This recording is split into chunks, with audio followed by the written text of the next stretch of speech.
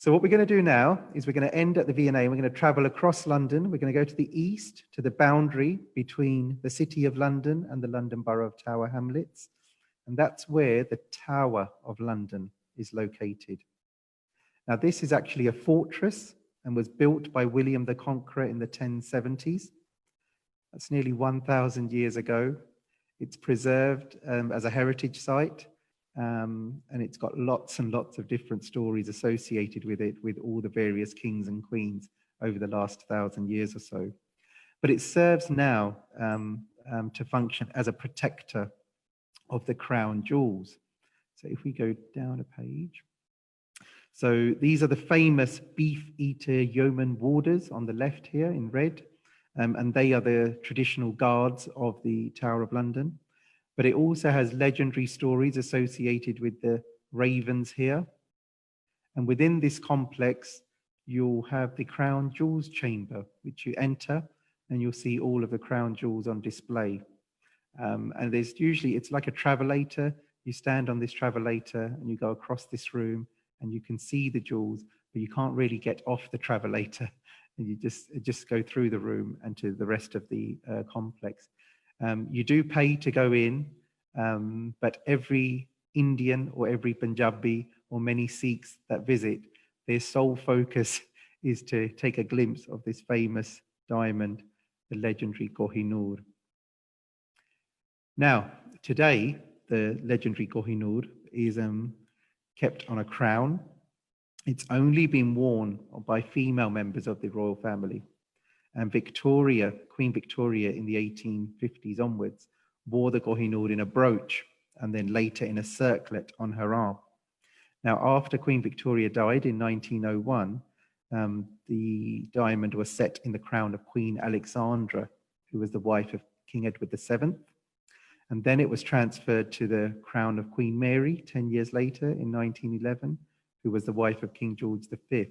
And finally, it rested on this crown, which is the crown of the Queen Mother. And as you can see, the crown I showed you previously here on the head of the Queen Mother, on her coronation as Queen Consort in 1937. And in 1937, you have an image on the right of our current Queen, who is now in our 90s, but that's Queen Elizabeth II there. Now, if we want to just explore London a little further, you can go back to South Kensington and you can cross the road from the Victoria and Albert Museum. And next door to the V&A is the Natural History Museum. Now, this museum exhibits a vast range of specimens from various segments of natural history, where another version of the Kohinoor of really more interest to Sikh audiences can be seen. Now, when you go downstairs in this museum, you see the vault. And the vault of the museum displays some of the world's most unique and valuable treasures, including replicas of the Kohinoor. And this is what they have on display. So what you have is the left-hand diamond here replica.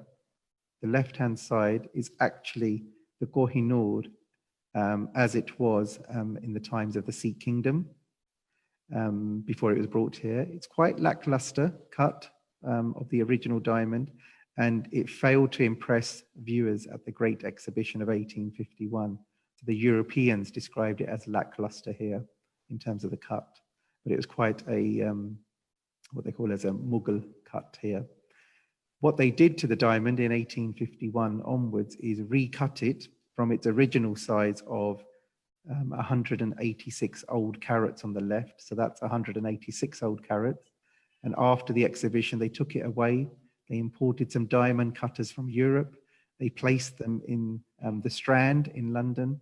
They built some more machinery to cut this diamond, and they recut it into this European style on the right here.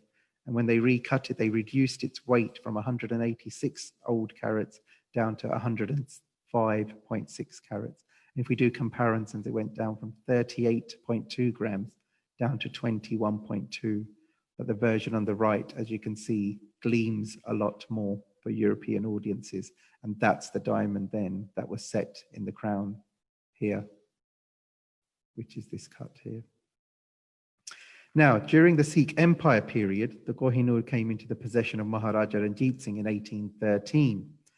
And this is how it was worn by the Maharaja. It was worn as an armlet, as seen here, and it's set in gold, enamel, rock, crystal, glass, rubies, pearls, and silk. And this armlet is also within the collection of the Royal Collection Trust. So not as the diamond probably being replaced with a replica from the crown, actually all of this detail and these pearls and this silk is also kept in the Royal Collection still today.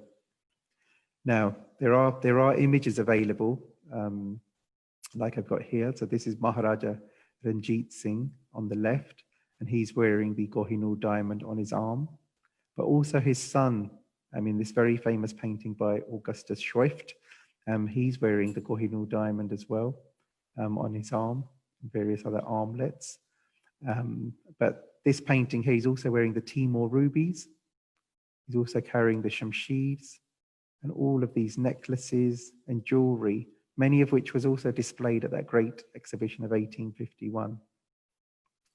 So these diamonds is legendary. In London, you can see many replicas as well as the original if you know where to go.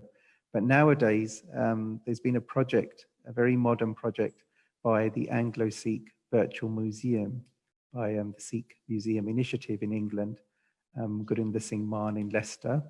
But he's been working with Taran 3D, Ranjit Singh, and they have a website here, anglosikhmuseum.com/relics. And I really would encourage people, after this tour, to be on their phone and go to this website, which I hope someone will put on the chat box below. And what you do is you can go in and you can zoom in and zoom out and you can explore the diamond in its original form when it was in the ownership of the Maharaja. And this is by a project called the Anglo-Sikh Museum. So I'll just play that once more before we head on. And you can actually zoom in, zoom out as part of all these items on display on the left-hand side. These are all from the Sikh kingdoms. And it's actually, I know this is the America version of the show, so you don't have to be in London to see this. As long as you've got an internet connection and a phone, you'll be fine. Just go in and explore. And for the young children, you'll know exactly what to do. You don't need any coaching. You'll be fine. And you can actually teach your parents or grandparents more about 3D technology on their phone. It's quite a nice intergenerational activity, especially in our gurudwaras where we try and display this.